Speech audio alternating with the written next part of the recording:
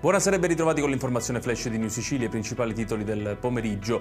Tragedia a Castelvetrano nel Trapanese, dove un uomo di 55 anni avrebbe prima ucciso la moglie di 49 a colpi di chiave inglese e poi sarebbe salito sul tetto della palazzina dove la coppia abitava e si sarebbe lanciato nel vuoto. Ancora non sarebbero chiari i motivi alla base dell'omicidio.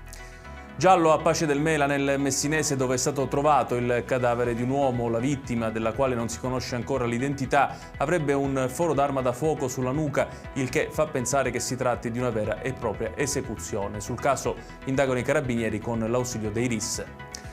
La polizia ha sequestrato oltre 26 kg di droga tra cocaina e hashish trasportati a bordo di un'auto proveniente dalla Sicilia orientale. Siamo a Trapani. Alla guida del mezzo c'era un bracciante agricolo incensurato di 23 anni del siracusano, arrestato e portato in carcere. Si tratta del sequestro più significativo da parte della polizia degli ultimi 15 anni. La festa di Sant'Agata, patrimonio dell'UNESCO. Questo l'obiettivo del protocollo d'intesa siglato a Catania dal sindaco Enrico Trantino, dall'arcivescovo Luigi Renna, dal rettore Francesco Priolo e dal presidente del comitato per la festa Carmelo Grasso.